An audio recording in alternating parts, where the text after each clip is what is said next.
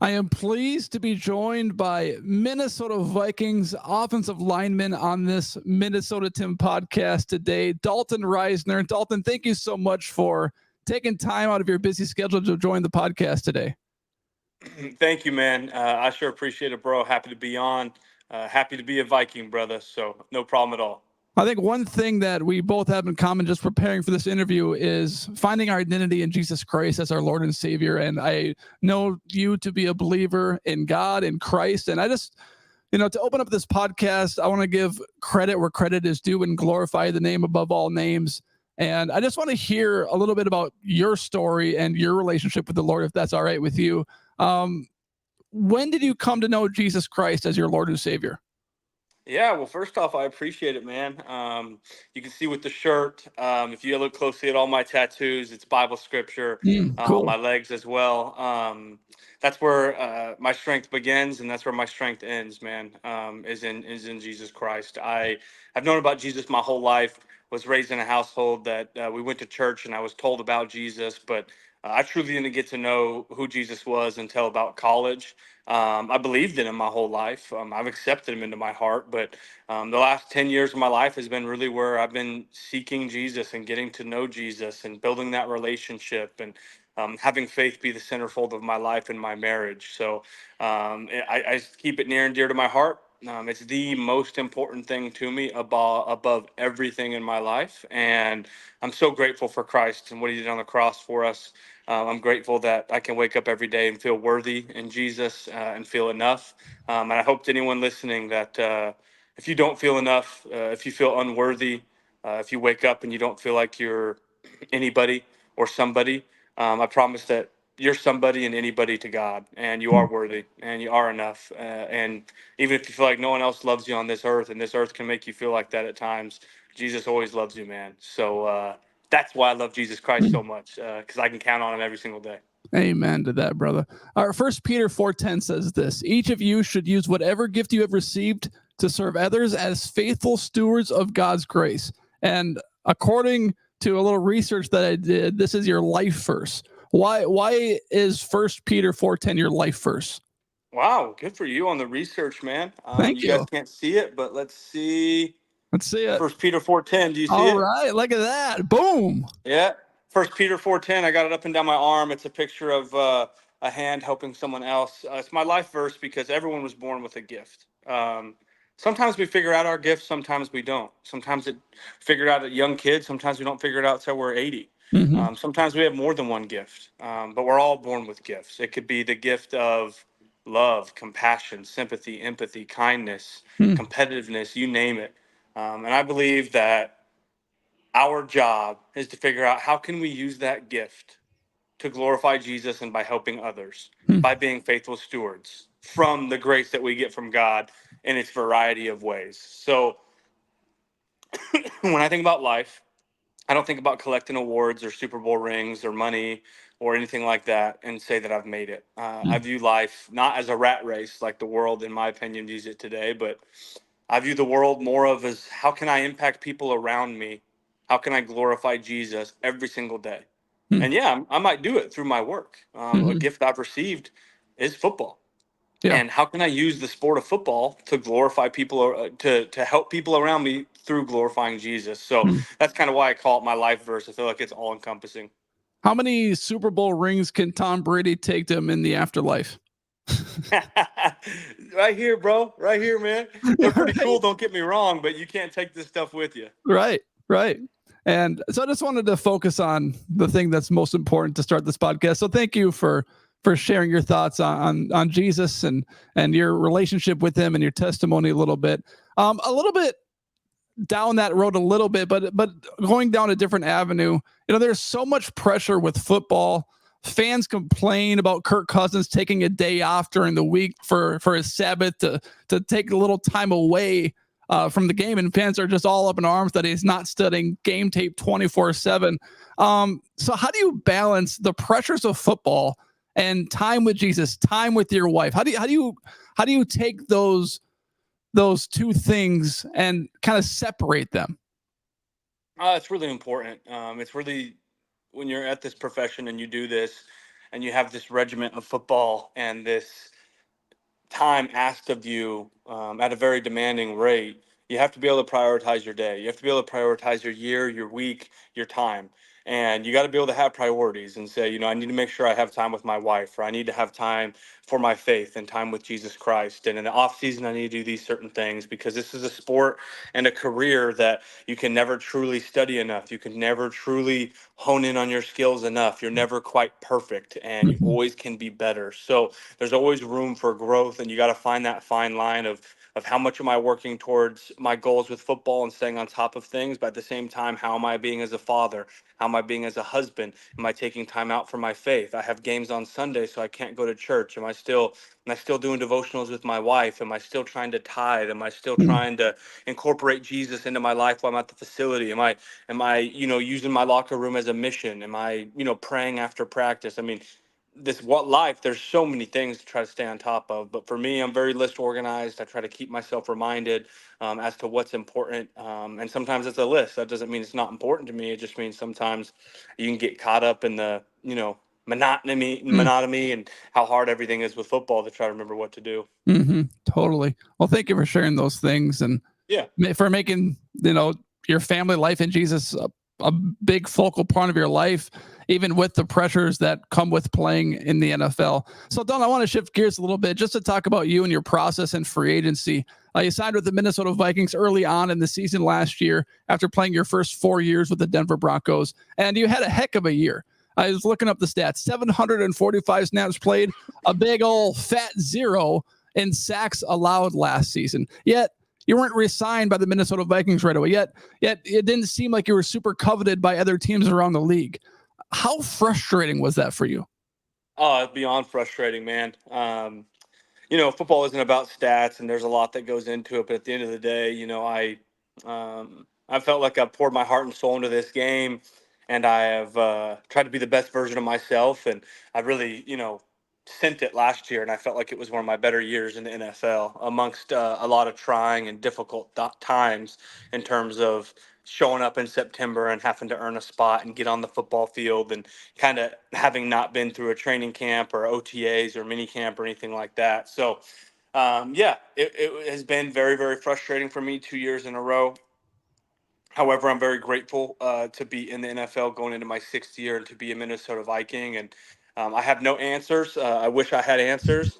I wish I could, find someone to look me in the eye and tell me exactly, what it is.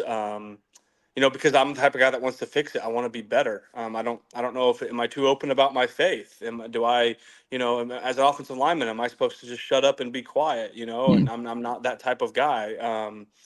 Some want to say it's my run blocking, and I get that I'm not perfect, right? But you look at it, and here's a Vikings guy that did well started. 78% of the time last year. Yeah, and like I've started 5 years in the NFL, so one might say, okay, well, you're not a 20 million a year top guard in the NFL, but I mean, I'm also signing close to league minimum contracts, Mm, this year and last year, and that's a hard pill to swallow, man. But mm, I'm also a believer in attitude, and like I said, I'm grateful the Minnesota Vikings wanted me on their football team. No one else had picked me up. I switched agents. My previous agent, I have a lot of respect for. Decided I needed something new, and I moved on and worked with Drew Rosenhaus, and I respect him a lot. And that's been a great relationship. But at the end of the day, it's a really tough deal. But you can't look at your situation for what it should be. You got to look mm, at your situation for what it is. mm, And if you constantly in life look at your situation and look at your life as to what it should be, 99% of people would talk about it being unfair, mm, because life is unfair and mm, not everyone gets a fair shot. mm, And what I have to do is say, let me look at my situation for what it is. I'm going into my sixth year in the NFL. Um, I'm grateful for that, and I'm making really good money to play a sport that I love and be around great teammates and be a part of a great organization and a great football team with great teammates. Rather than looking at it as, oh, I deserve a better contract. What's going on? Why have I not been picked up?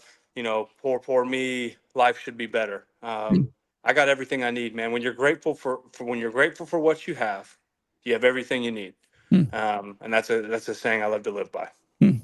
You were a second round pick back when you were drafted several years ago. So it's not like a 7th-round pick or undrafted guy that's trying to make the team, but throughout this process, throughout the free agency process, and through all the tough mental situations that you've had to go through with not being signed right away and signing these smaller deals, do you embrace the underdog mentality? I guess that's what it is, Tim. And Mhm. I mean this from the bottom of my heart, but I wish I could find someone that was honest with me. Everyone I talk to says how much they love me. Well, you can't love me that much. You know what I mean? That's my answer to most of the NFL is you can't love me that much. I wish I could get some real answers, but I must just be an underdog. I must not be as good as I think.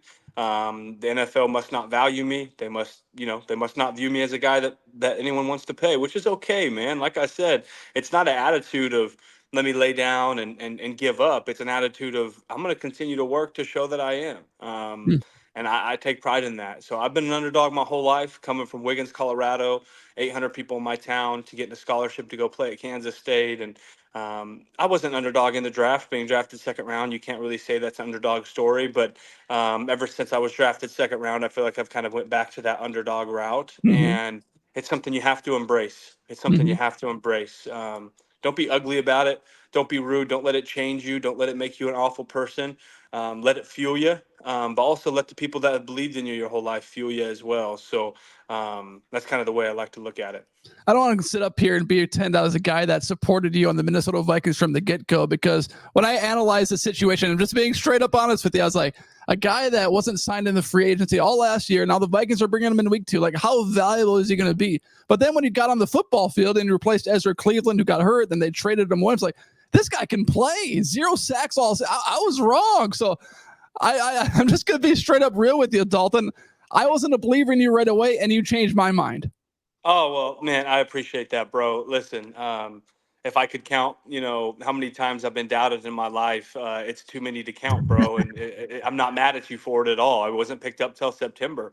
And what does that show teams? Why am I not picked up? I mean, no one wants him, right? Why would we want him? Why would we pick him up week 2? You guys were, doing good. You guys had good players, and that's just kind of the story. That's just kind of the story. So I got to continue to go down my road of I got to handle my business and do what I can do and control what I can control, because the rest of it's out of my grasp. And that's a big reason why I signed earlier this year. Um, you know, we could have prolonged the process and maybe negotiated more or whatever it was, but I don't want to be available in September because of exactly what you just said. Mm-hmm. I don't want that mantra to be that I'm a difficult guy to work with, or it's hard to sign me, or I don't want to be in training camp, because none of that is true. I've just been trying to find this line of like, why am I starting? Why do I feel like I'm playing well? Why do I have coaches and, not just offensive line coach, but head coaches, general managers? Why do I have people like that tell me I had a great season and then I turn around and don't get picked up again? Those are the most frustrating answers. But we could talk about it now, but when I walk into training camp, that's gone. It's about how can I be a great teammate? How can Dalton Risner make the Minnesota Vikings better? There is no more worry about what happened. There is no more poor me. And truthfully, that's gone. I mean, I'm sharing that with you now, but now that Mm-hmm. I'm a Viking, it's time to how can I help this team win football games in whatever shape or form that is. Mm-hmm. Kevin O'Connell recently joined the Rich Eisen show, and he received a question about you. And I just want to read his quote. He says, "We bring back Dalton Risner, who's going to compete like crazy at the guard spot with both Ed Ingram and Blake Brandel." So with that, When did he go on the Rich Eisen show? earlier this week. So And it's who asked the Thursday, like question? Monday or Tuesday. Who asked the question? I don't know. Was it Rich Eisen? I think it was Rich Eisen. Rich Eisen's my guy. So what did he ask? I guess I don't know exactly what the question was, but Huh. that was his I'd quote have on you. to. Will you email me and let me know? Yeah. Yep. Yep. I would love to know who asked and what was asked, because if it was Rich, I'll have to hit him up because I love Rich, man. That guy's a good dude. Yeah. I'll definitely find that and get that Cool. back to you for sure. All right. Back to what So you were asking. Sorry about that. no big deal. So with that quote about you competing like crazy with Blake Brandel and Ingram, what's your approach and mindset going to be as you enter training camp? Because you want to make your teammates better, and no one want Yeah. to technically roots for other guys to fail, right? But like Yeah. at the same If time, I've you want if I've learned if I've learned anything, Tim, you can't root for other guys to fail, and I mean that from the bottom of my heart. But you're a Mhm. realist, and what you're saying is true. I'm not going to sit on this podcast and tell you I don't want to start. Right. I don't play this game of football to sit on the sideline. Right. But I'll tell you this out of honesty. I got a lot of respect for Ed Ingram, and I got a lot of respect for Blake Brandel. If you knew both of their stories and everything about them, man, you would respect them too. Maybe you already respect them, but I want to get that on the record. Hmm. I have the utmost respect for Ed Ingram and Blake Brandel. Those dudes are awesome. They're pros. Whenever I come in, they welcome me with open arms. It's not a they know it's a battle, but they're not treating me different. So I got a lot of respect for those cats. Um, my approach is I want to go in there and help the Minnesota Vikings win. That doesn't mean I'm not going to give every ounce of my effort to prove what Dalton Risner is about. I want to Hmm. be a starter for the 6th year in the NFL, but I have to realize that it is not my call at the end of the day. So whatever is decided, whether Chris Cooper decides it, Kevin O'Connell, Quasey, whoever decides who the guards are this year, I have to respect that, right? So I can't go in and say this is what's going to happen. This is what I know is going to happen. All I can tell you is I left that facility 4 months ago as the starter, and I'm a second string now. And unfortunately, I'm used to being a second string because I showed up last year and I was a second string. Hmm. So I have to handle that. I have to be a man about it. I have to realize that I'm late to the party. And those guys have earned dibs to get those shots with the ones. So I'm going to put my head down. I'm going to be a good teammate. I'm going to work hard.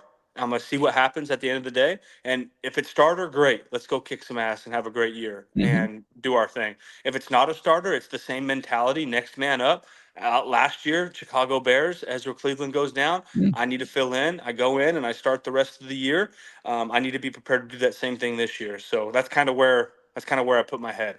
And you performed so well last year when you did step in for Ezra that the Vikings felt comfortable sending him to the Jacksonville Jaguars and trusting you with that guard spot. So as you enter this training camp as the second string guy, how do you stay ready when your time is called for that moment?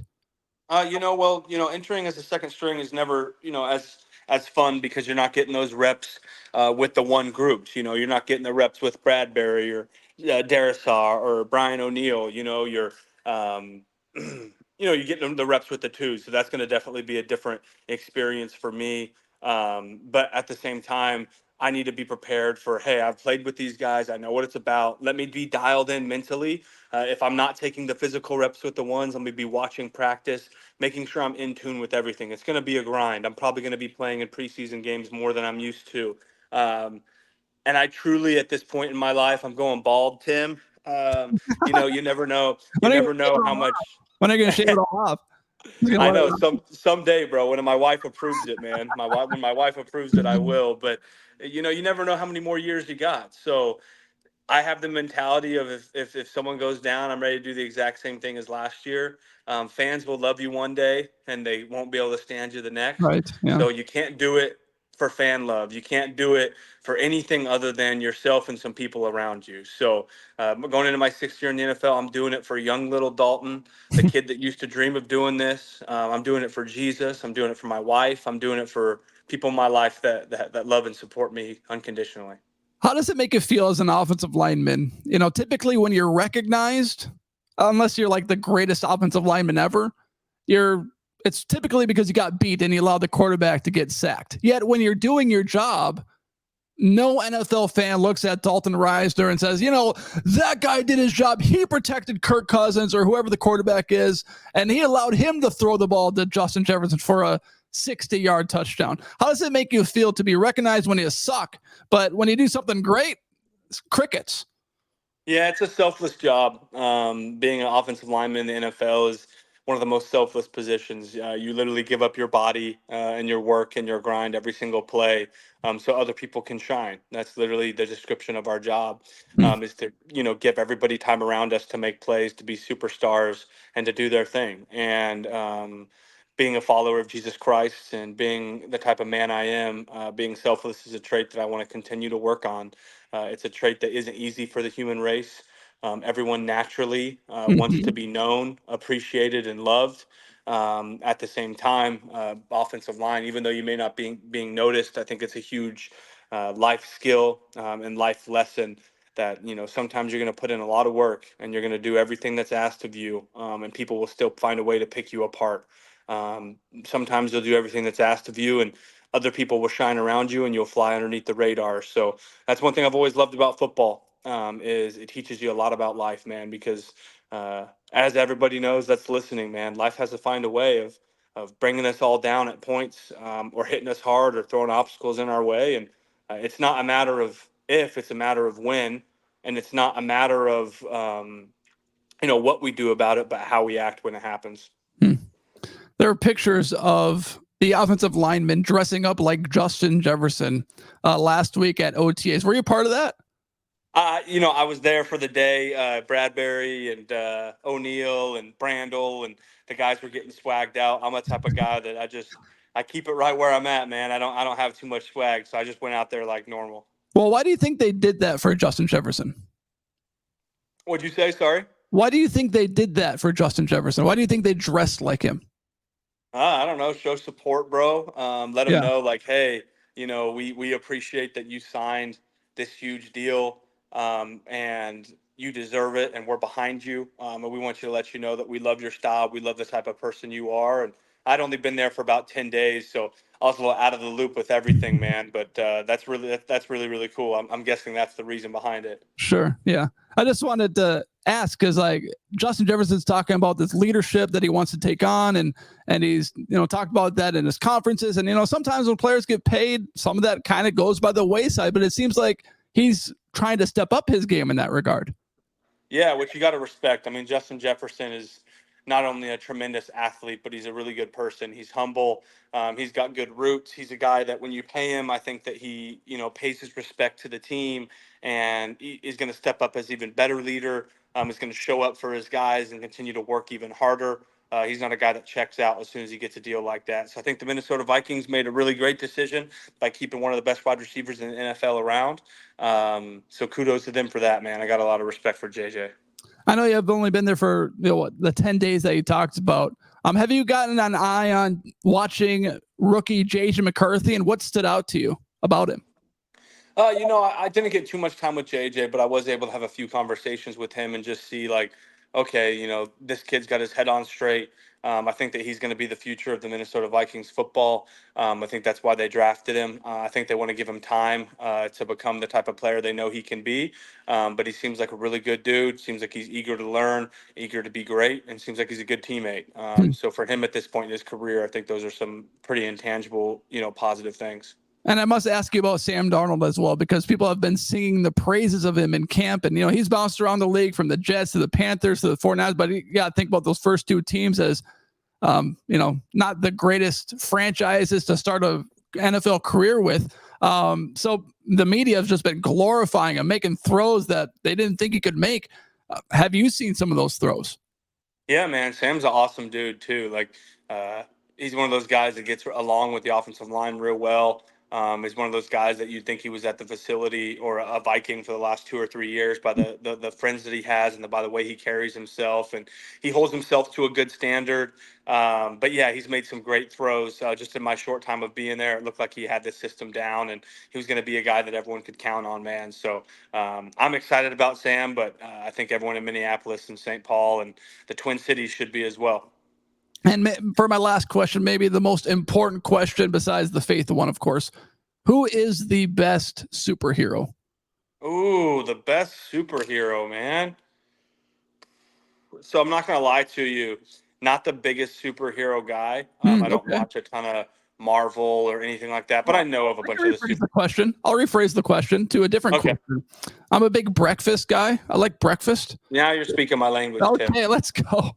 I can go with that little omelet. This morning I had some over easy eggs and some toast. You take the over easy eggs, put on the toast, and kind of eat like a sandwich. Bacon. Wow. Too. I mean, oh man. So what you're sitting down for a great meal. It's breakfast time.